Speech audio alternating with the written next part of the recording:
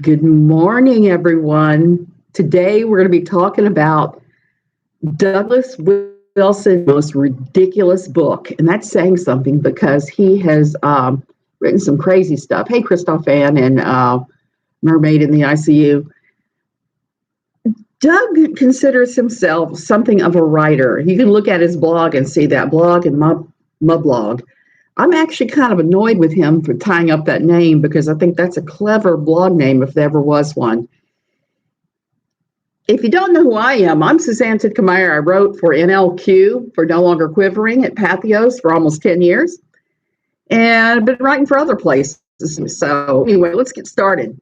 This, of all of my books by Doug Wilson, is my favorite.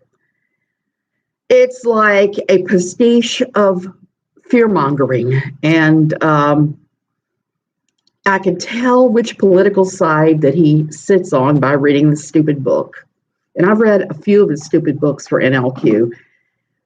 Let's start with who Doug is. Doug is actually a quiverful pastor who is in Moscow, Idaho.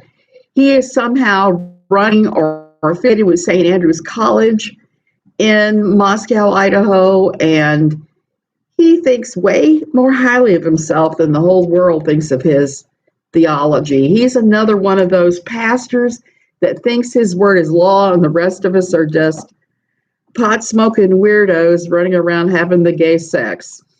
That's really the best way to describe him and his theology. So anyway, he wrote this book. And he promoted it with the dumb trailer that I have in my description. Basically, the book, what it is it's his take on what will happen in the future. And like the near future, not even the distant future. He is claiming that in this book that the states will split. You're going to have half the states are in this very liberal, loosey-goosey, do what you want, call it what you want state. And the other half are conservative and right and Christian. Okay, so the crux of the book is simple. It starts out with a young man named Azriel. I can't remember exactly how he's pronouncing it now. Let's call him that because that's what all the people call him in the book. They shorten his name. His neighbor, Steve Sassani, has a sex robot as a wife. And Steve comes over in a dither one day. Oh, no, let me say, Az is a committed Christian. This all takes place in Boulder, Colorado, where Doug claims that has gone loosey-goosey liberal, and he's talking about how pot has been legalized, so the streets of Boulder and Denver are covered with abandoned hypodermic needles. Newsflash, Doug, ain't nobody shooting up their pot, not their dope. Nobody's doing that. That's not even possible. And I'm speaking as someone who had a prescription for edibles for some years because of my asthma. So there's that. He doesn't have a clue about how pot is consumed, and that kind of sets the entire tone of his book. The book is just silly. So as neighbor has asked him to come over and babysit the sex robot wife. So Steve runs off in a dither to pick up his whatever and from UPS or I don't know, one of the carriers. And Az makes his way reluctantly across the street to Steve Sassani's residence. What he finds when he gets there is that Sally, as in Ride, Sally, Ride. He takes the title of his book from Mustang Sally, an old song. Okay, he finds Sally sitting up in the bed, blindfolded and topless. Alluring plastic, topless. So he is so offended that he throws a t-shirt on the doll, lifts it over his shoulder, and carries it out to his job, which is working at the recycling center. He throws the doll in the metal compactor, and the whole time that he's dealing with this doll, the doll is throwing sexual come-ons, like, do we need a safe word, big boy? And stuff like that. Harder, harder, he said, as he squashed the doll was saying. And he was saying, ride, Sally, ride, as he was pushing the button to turn the robot into this cube of metal. Okay, I can understand Funky Town thinking that a sex robot is a weird thing, okay? You know, we haven't even gotten anywhere near that level of robotics at this point. And this is supposed to be in a year or two down the line. So robotics, you better hurry up if you're going to come up with a walk and talk and cook and making with the sex robot. And so that's his take on that. I can tell he's never looked at a real doll. He does not know what weird thing that people are using for sex that aren't human, like Deontay on Love After Lockup and Nicole Jr. He has no clue. So first of all, that's kind of funny, but he has no control. Like I said, he has no idea about anything. He doesn't have any idea how pot is consumed. He has no idea about things like sex dolls. So the inflatable ones are the expensive ones from Real Doll. And if you ever want a good video, you watch a funny movie about real dolls, Lars and the Real Girl, I think it's called, is one of the funniest things I've ever seen about these real dolls and how you can get emotionally attached. And this guy, it's pretty crazy, but I loved it. It was funny. It was cute and funny. And at the end, it worked out well. So here we got this boy squashing this robot. So Steve Sassani comes back from picking up his package, which turns out to be another sex robot, this time a nurse. Naughty Nancy, the nurse robot. So he's picked up his second sex robot from the train, I think from the train station or from some UPS kind of place. So he wants to know where Sally is. And yeah, I was thinking that too, Christoph. Oh, so he wants to know where's Sally. Well, Anne tells him, well, I took her to the recycle center and I crushed her into a cube because she's evil. And she's not your wife. She's a clanking, clearing pile of metal. So Sassani calls the police and they charge Az with murder most foul because this robot, the district attorneys decided the robot that the guy's married to, which isn't even legal, let's not even go there. You cannot marry an inanimate object, no matter what the Jerry Springer show tells you. And they had the girl that married the traffic cone and some other ridiculous ones like that. So you can't marry an inanimate object. You just can't. It doesn't work that way. Anywhere in the U.S., not even in the most liberal parts of the U.S., can you legally marry an inanimate object. And murder of the robot. This gets way worse. I'm just going to warn you right now. So they arrest him, they pick him up, and he becomes the darling of the fundy right. And they're flying him everywhere to talk to people about marriage, being one man, one woman, no robots. Start raising money for him. A bunch of really crazy things happen. The Mennonites get involved, and a Mennonite girl runs away and makes friends with this lawyer and his daughter, and Az by default. And there are death threats and craziness. Az's parents are very upset that he's taken this measure. And they turn against him. So he moves into the attic of his lawyer. And various people get involved. The governor of California, who sounds like Arnold. He sounds like Arnold Schwarzenegger in his description, which Arnold's not even the governor there anymore, gets involved. He writes to the district attorney. All the district attorneys are gay, and they're all having gay sex with each other in kind of some kind of multi-universe choosing orgy where everybody switches partners like they're doing square dancing. So there's that. So he says that this district attorney decides to do this to make his name so he can run for governor. Governor over the sex robot thing. So there's a trial, the world's best trial, I've got to say. I read through his descriptions of courtroom actions, and it's obvious he's never watched one episode of Law and Order, SVU, Night Court, or even Judge Judy. There's just no way. There's not anything about how court works or how subpoenaing witnesses, any of that works. So, a lot of the book is the courtroom action. And it's, like I said, it's pretty stupid courtroom action. It's nothing that would actually happen. Nobody objects when they're supposed to. People make these long, rambling arguments that don't make any sense.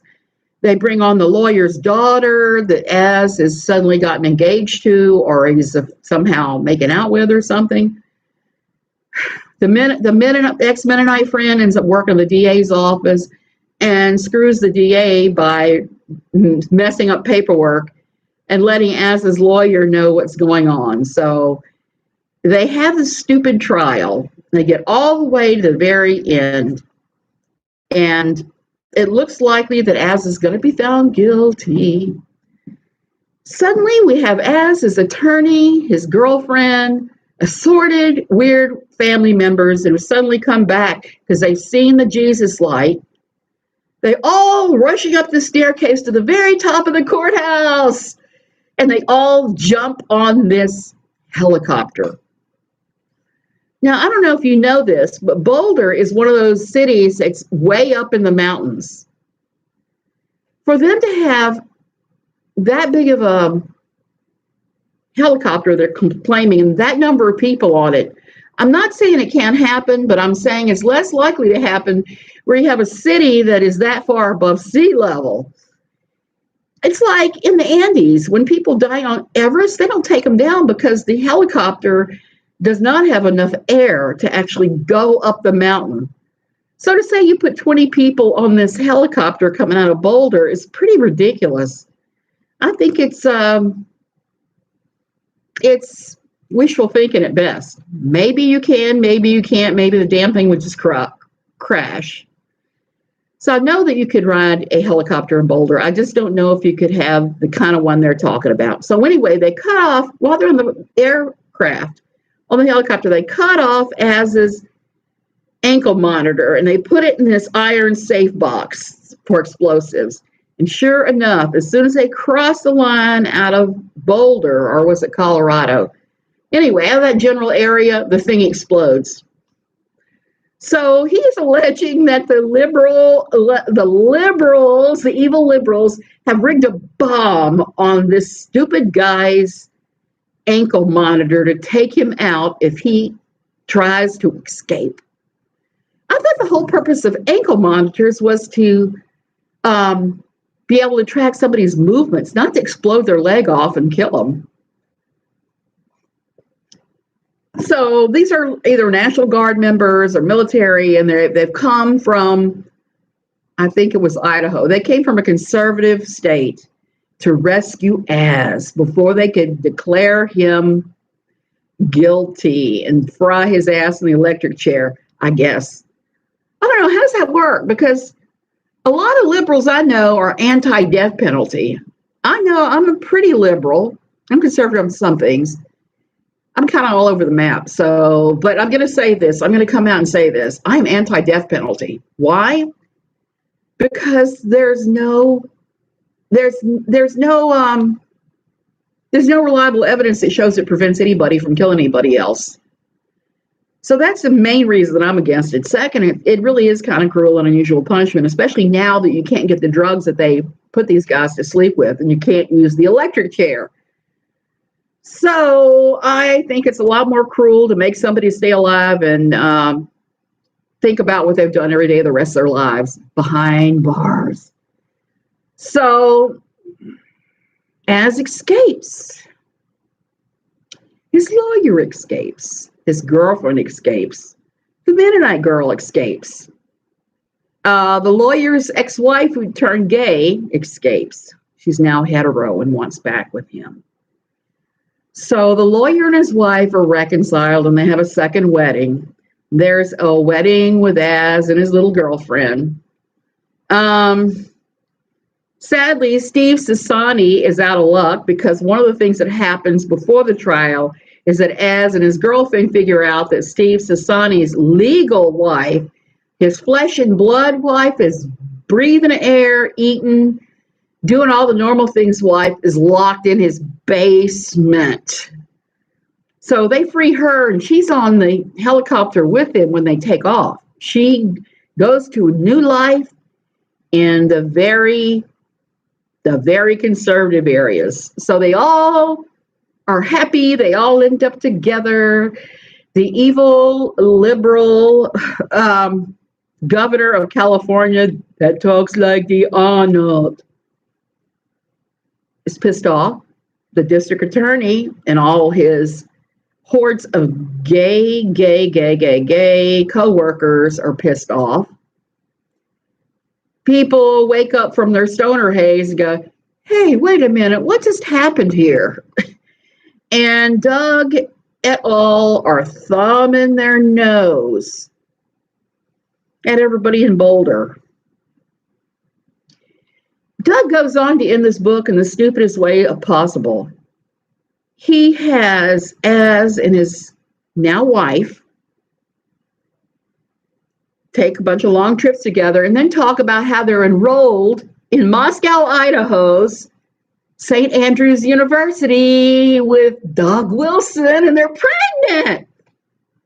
So they're pushing the Quiverful agenda at the very end of the book as right and righteous and Doug's idea, and how Az is going to be this big warrior for God. Nowhere. Yeah, Rose, it's for free on Kindle Unlimited. That's the only reason I read it. It is some of the worst writing I've ever read. Doug is very verbose and wordy. I thought I was, but he cured me of that. I tend now to edit a lot more.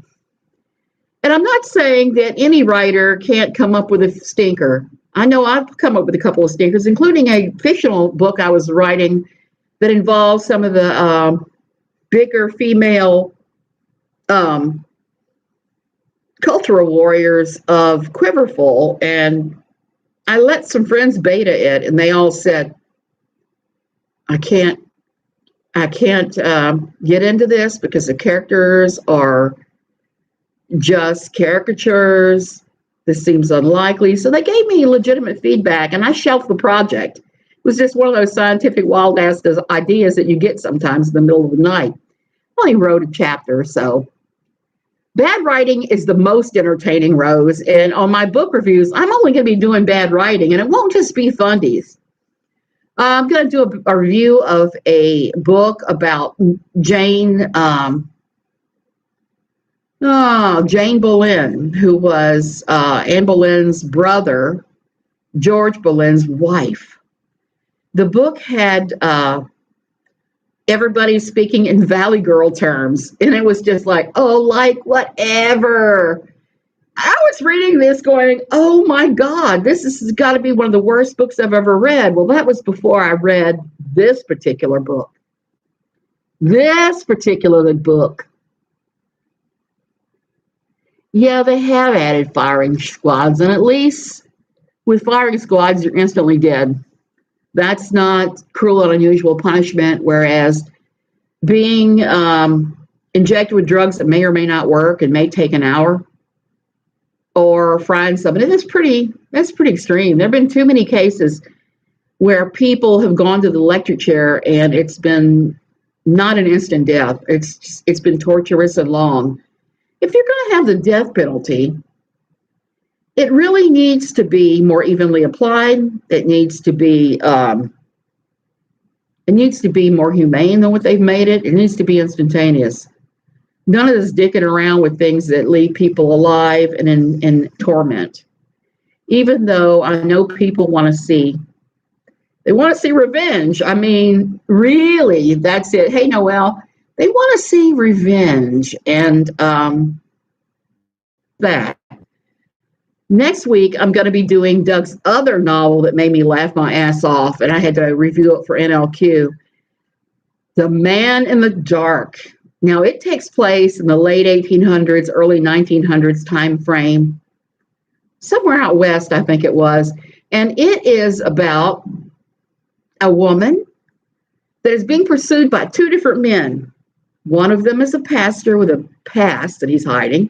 The other guy is a Simon Legree knockoff. And the biggest action of this whole damn book is when the heroine takes a bowl of potato salad and throws it and hits the Simon Legree in the head with it. That is the biggest action in the whole damn book.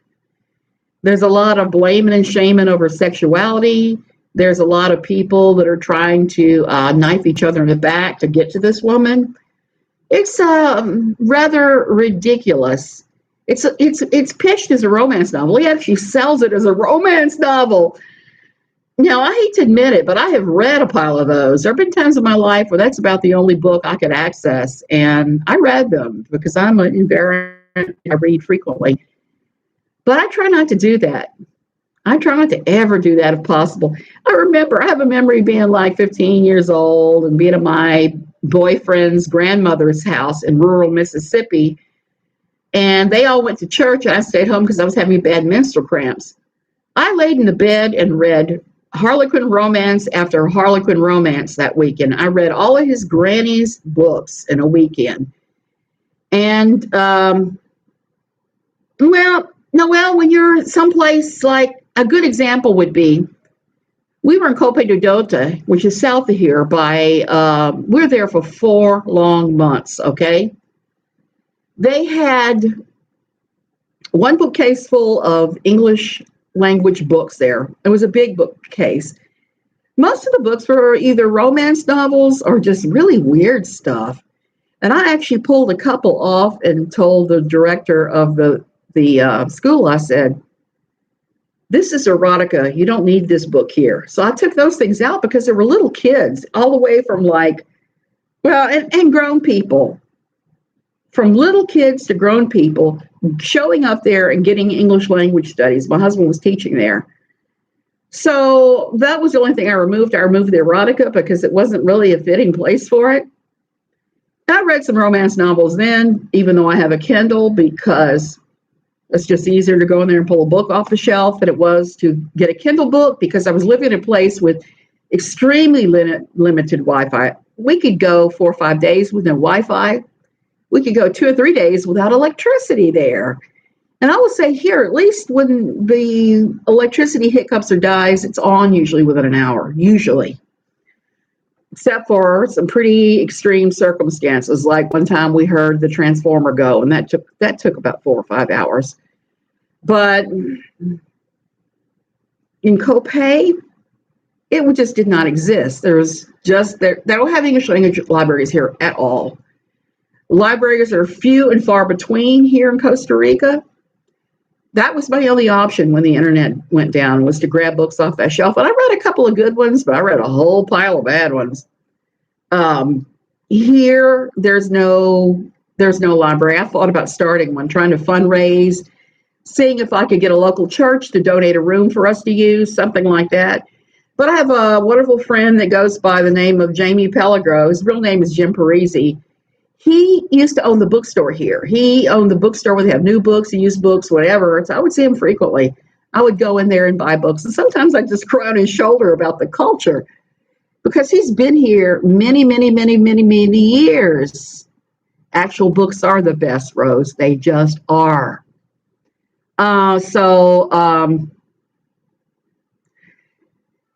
anyway, Jim sold the bookstore about, I guess maybe 18 months ago, a year ago, to a lady who was a librarian in Knoxville, Tennessee, but now she's living here and she's going surfing. She renamed the bookstore. Instead of Jamie Pellegro Books, she named it, of course, a bookstore, Los Olas Bookstore, which is Bookstore of the Waves. That's all my aunt used to read. Thousands of romance novels. She was super friendly, conservative, a closeted hypocrite like many. Yeah, those romance novels seem to be a feel. Yeah, yeah, you're right, Noelle. The feeling of the page is an addiction, and you'll read anything if you're a reader and you're stuck someplace where there are no books. Now, what Jim Parisi has done is he has started the Tamarindo book exchange, where you can bring a book, take a book, or you can just donate your books. And he has these scattered all over the restaurants here in this area. And I think, firstly, I think that is a great idea. It's a good way to discover new authors, revisit old books. They even have a children's bookshelf. So he's doing this now, and I think that's really a great idea. I would still like to see an actual library here, but I think it's probably going to have to happen long after I'm long gone from here. So there's that. I would love to see that. Free books are the best. You were right, Noelle. They are, particularly if you can exchange. That's why I would take some of my books to Jamie Pellegro's store and exchange them out every now and then, because, and I have bookshelves, and I got to say this, I got to jump in here because it has nothing to do with this, but this is something I discovered in the last year that I'm in love with. I completely reorganized all my bookshelves in the living room a few months ago, last 6 months or so, by color. Oh my gosh, it's the best thing ever. I'm in love with it. I'm in love with the way it looks. I'm in love with the fact that all these books are crazy colors. And so book exchanges are hard to find in every place. They just are. Now, I've been wanting to do this Handbaskets to Hell book reviews for at least 2 years now. I've talked about it. I talked about doing it when I was at NLQ. I just never did it. At NLQ, I read a pile of fundamentalist fiction and various other things that just left me laughing. But Doug Wilson tops the list. That's why I'm starting off with his worst book, with all of the bad action that you think about. You think, that's not how the courts work. That's not how testimony works. That's not how pot works. That's not how government works. That's not how district attorney's offices work. That's literally not how any of this works. And he's a shut-in writing this crap from his little basement. I've got the feeling that he probably looked at ultra-conservative media. I'm just going to say people like Alex Jones and One News Network, and he crafted this thing because it doesn't make any sense. It's ridiculous. It's the weirdest dystopian thing I've seen in a long time. The store is massive. I wish I had a massive bookstore. There was one in Manassas, Virginia. My daughter and I used to go to a book exchange, and it was pretty massive. We both loved it. I could, Christoph, but I have a friend that's doing that, and he has started that, and I think that I'm going to support him in that. I'm thinking about calling him and asking him, hey, do you need a ride doing this or more books? We can do a book push and get books from everybody. I have books on my shelf that I would gladly donate because I know I'm never going to read them again. And then there are books that I probably will read again that will probably stay on my bookshelf. So there's that. So I would like to help him grow that thing. There are no local Goodwills here. They just recently opened a consignment store. And I think what I'm going to do is I'm going to start buying books from the consignment store because they have a huge bunch of books, and start donating them. Donating them to Jamie Pellegro, Jim Parisi's book exchange, because book swap, the Tamarindo book swap is what he's calling it. And support this thing because it needs to happen. Maybe even financially try to support it so that he could maybe buy books. He has all his book vendor contacts that he's with, and So then I'll visit Goodwill when I go to the States and try to pick up some things for him there. So I started this. Like I said, I had this idea 2 or 3 years ago and always meant to do it, never did it. Had all these bad, quiverful, and fundamentalist books I was reading going, are you kidding? There are even a couple I've read that I never even did a review of. One of them was How to Control Your Child. That I actually said something about the book. I didn't even tell them, hey, I'm doing a review. And one of the two authors showed up and started arguing with us in comments. It was really comical. And I just never got around to it. I'm going to do a review of that book because it misses so many things. And trust me, this is not going to be complimentary book reviews. These are going to be all the ones I read that are awful, that aren't worth the paper they're printed on. You know, if we still had outhouses, they might have value to be used as toilet paper. And that's going to be about it, you know. Line the parrot's cage with them.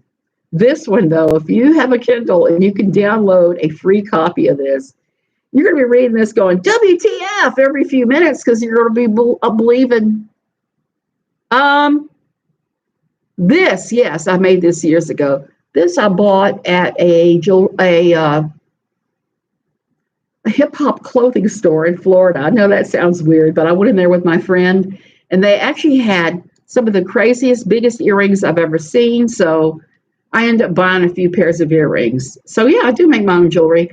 In fact, that's one thing I have to do. I'm going back to the States pretty soon. I have to make my list of things I need to buy from Amazon and have them delivered where I'm going, because I got rid of all my jewelry making supplies when I moved here, and here's the problem. I have things that need repair. So I have to buy jump rings, and I've got to get another pair of jeweler's pliers and some things like that.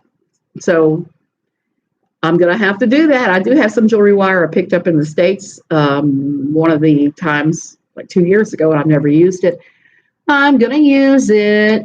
I love beads. Noelle, there's a good bead place you can go to that's not so expensive.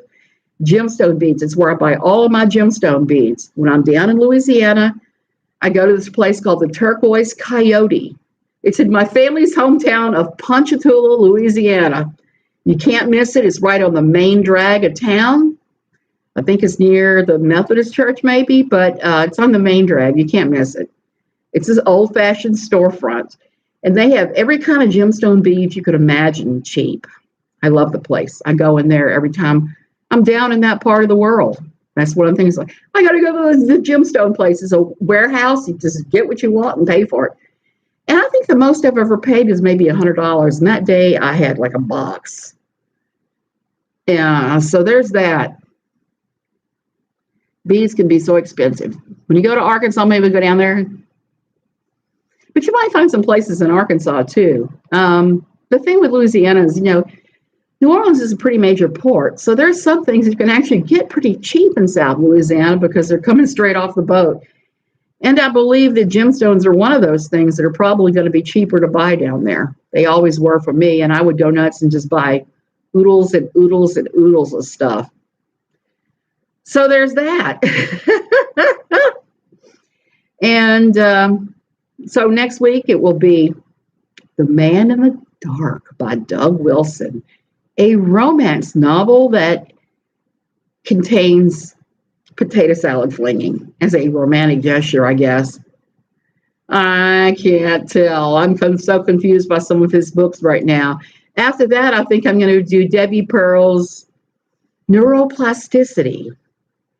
She did a book on neuroplasticity I did that for NLQ, and I was flabbergasted at how incredibly bad it was and how much she got research wrong. Oh, that would be nice. So, the neuroplasticity book features a chapter about Jill Rodriguez, everybody's favorite Fundy Town unusual person. Let's say it kindly, because her youngest, was born without the two halves of the brain being connected. I forgot what they call that. It starts with a C, corpus callosum. Don't quote me on that. But the little girl has grown and thrived without intervention, without the family taking advantage of any of the programs that are available to bring in physical therapy for the child. So she's trying to claim that neuroplasticity, like Debbie Pearl talks about, is what caused her child to be able to walk and talk, not realizing that a lot of children with this condition do eventually walk and talk. So there's that. Debbie's book is so silly. The youngest child, yes, it's her youngest child. It is her youngest child that had this happen to her. I think it's Janessa's the little girl's name. And the baby had a stroke in utero. She had a series of them, apparently. Recently, I found out that happened to me and damaged my thymus. So I've always had problems with balance and weird things. So it's not extremely unusual to have a stroke in utero. It does happen sometimes. And sometimes there's no cause. Sometimes if you're gulping down a methamphetamine metabolite drink, it happens. So there's that too.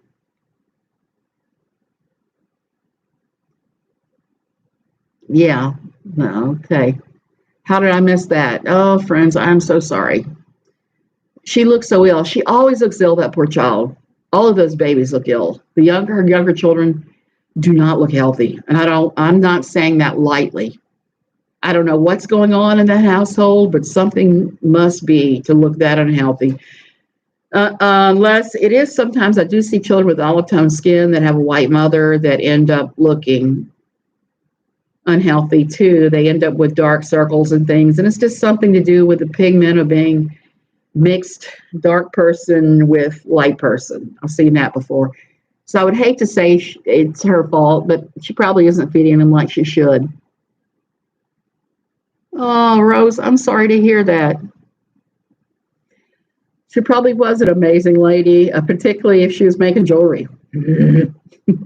So, and these things happen. I've lost so many friends in this recent times. We had a pretty big death here in Tamarindo with a guy that everybody knew had been here forever. I didn't much like him at first because I went to his real estate office on one of my many trips here and was just talking to him about real estate stuff and about how to move my things here. And he said, pack up your suitcases, take everything you want to take with you and give the rest away or sell it. And at the time, I thought he was being unnecessarily cruel. Now I see that's actually a pretty good option to move here, particularly as you can get Amazon here. You could also use delivery companies like Liberty Express and ship anything that comes from the U.S. to here through this third-party Liberty Express. So there are options, but bringing things here is a sucker's game. I'm just going to tell you right now, it just depends upon who you get, which company, who the aduana is, who you get to do the taxes on it. It just really depends. It's a crapshoot. My first one went well. My second one went sideways. And I'm not the only one that had sideways. I've heard some really crazy horror stories since I've had my own problems. So that is that. Now, I've upgraded my cable here finally, my cable and my internet. I finally managed to get a telecable connection, which is here you've got telecable, Cable Tica, Issei, and other various companies, but those are the three biggest. And the problem we had here is when Issei laid the lines for internet, it was so long ago that there are copper lines. Telecable has fiber optics, and that's the reason I'm switching. I watched them install fiber optics for my neighborhood last year, so I knew I could get it. It was just a matter of waiting for a slot to come open where somebody canceled their service, is what it boiled down to. I'm happy. Internet is better for me. So I'm really happy about that. I don't always have the perfect internet here still. Part of that is just the way it is. When you move to Costa Rica, you have to think about those things. Can I live in an area with no internet? if I go one of these cheaper areas, will there be internet? And will there be any kind of support things? We could live closer to San Jose. Our original plan was to move about an hour out from San Jose along the Pacific coast, maybe in Punta Arenas area, maybe near Jaco, but we ended up here. And I think it's the right place for us because the pace of life here is slow. Now, granted, you give up shopping when you move here. Shopping is at least an hour away, but I think it's a pretty fair trade-off for the peace and quiet and the birds we get here. And all the time I get to read books. I am the reader of the world. I read so many things.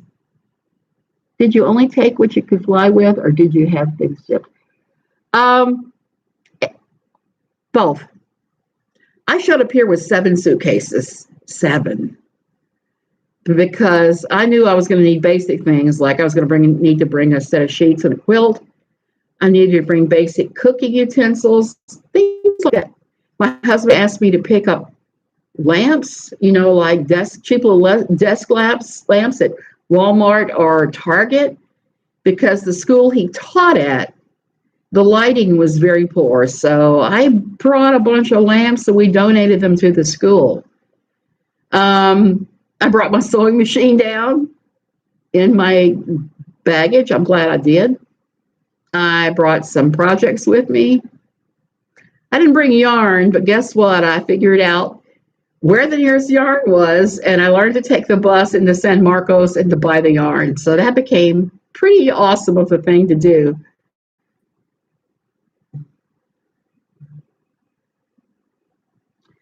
Rose, I hope she can teach you. Everybody's tried to teach me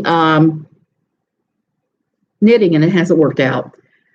So crochet is it for B. So I brought those suitcases, all 7 of them. I brought what I thought we'd need for basics. Before I left my house to come here, I had figured out what I wanted to bring and what I wasn't too worried about bringing. So that was 57 boxes in total. Okay, well, no, I'm sorry. Let me retract that. That was 45 boxes, 2 pallets. I packed everything. I did the inventory list. I put the inventory list outside of each box. I did it all. When the guys showed up to pick it up, they said, "You haven't done right. You've done this before." I says, "Yes, I have done international moves before." They want you to get everything in there tightly, put a list on the outside, number your boxes, and then they come with the pallets. They put your boxes on the pallets and they plastic wrap it and they take it right to their warehouse. And it ends up on a ship eventually. Oh, okay. I'll see if I can contact him. The thing about shipping from that point is I got my stuff. It took 5 months. And the only reason it took that long is I had shipped filters and masks for my CPAP machine, my VPAP. And I was told that I could not have them unless I filled out a notice with the health department here, the Salon de Salud here, stating that I had a CPAP machine here, and that's what the supplies were, and they were essential. I had to have a letter of medical necessity, which I did have. Things like that to bring them in. I had to pay them a $500 registration fee. So that slowed down my delivery, and I finally did get it. It was good. Everything was there. I was only missing kitchen towels and a stapler. They somehow broke a crock pot I had, a little crock pot. They broke that. I don't know how. The lid was broken, the inside was broken, the outside was broken. Everything else was perfect. Nothing was mangled or anything else. So there's that. My second shipment went haywire from day one. We went down to Virginia with because our house in Virginia, we had a nice Cape Cod in a little Virginia town, and my husband commuted back and forth to DC every day. Over the garage, I had a huge storage room that was all walled in and everything that I used to use as a sewing room. So when we left, we packed everything that we wanted to keep in the sewing room. We just packed it all up and sent it in there. We went back to extract all of that and to do whatever we want over a couple of days. I marked everything that was supposed to come. I wrote a list. I wrote the inventory list. I marked what was going to go to the trash, what my kids would pick up. I marked all that stuff. And then I had to leave, and I was like, because I could not get a container here. I'm a container there to load this stuff before I could leave.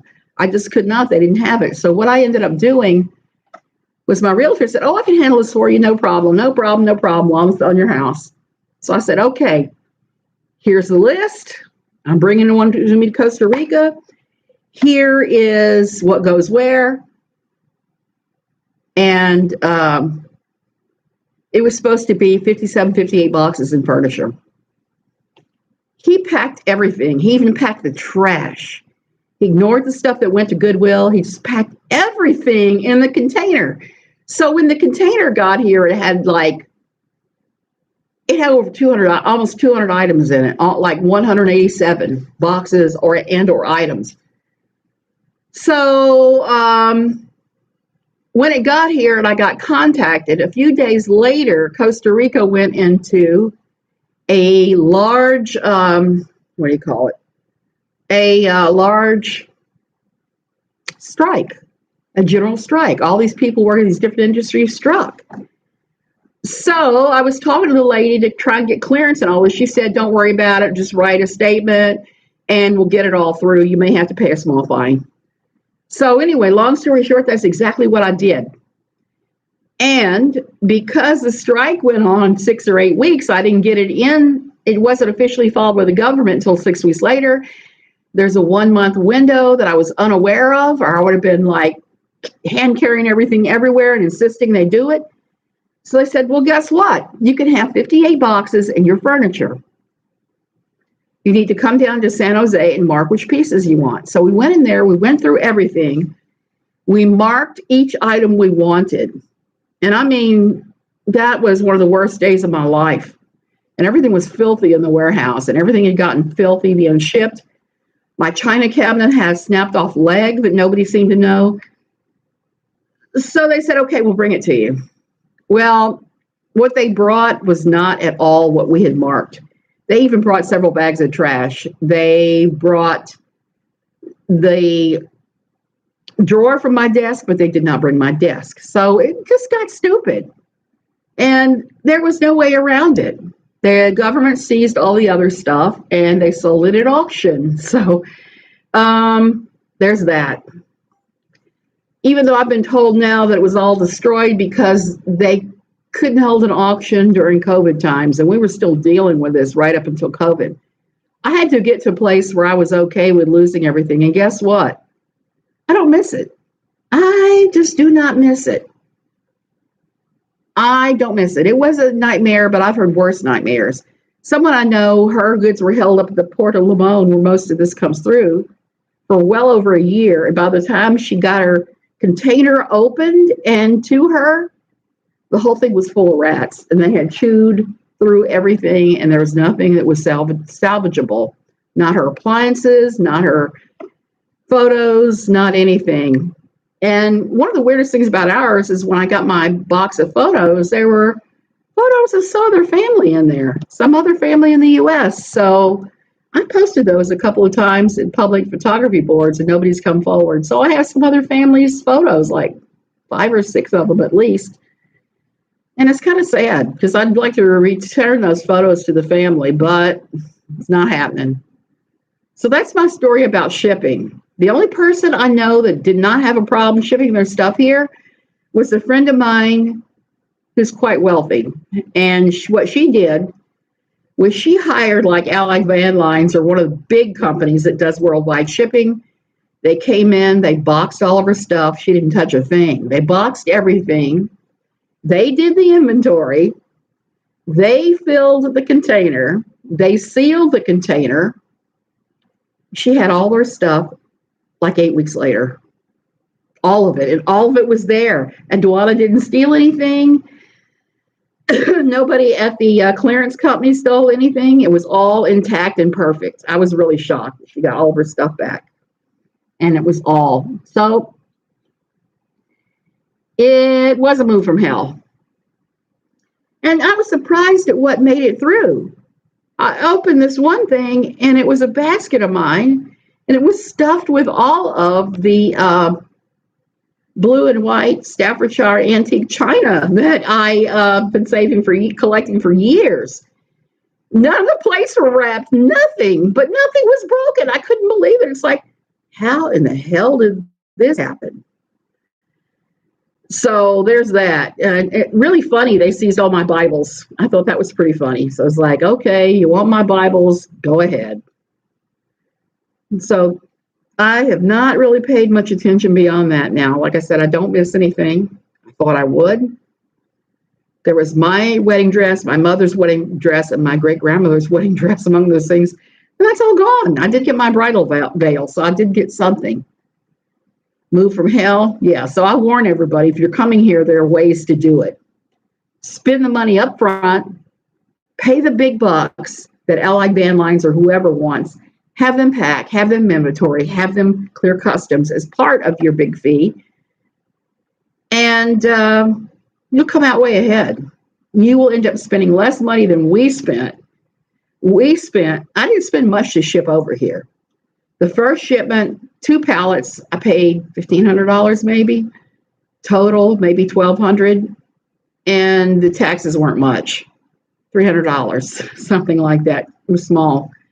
They've since passed a law saying that if you're bringing your household goods here to settle here, you don't have to pay any aduana on them. So, but I'm sure you're going to pay all the normal fees, like the paperwork processing fee, which was like $300, the warehouse storage fee, which was pretty large, and all that. So you'll still pay that. I know people that what they did was they packed 20 or 30 boxes and shipped them with them when they came on the plane, and paying $100 a box.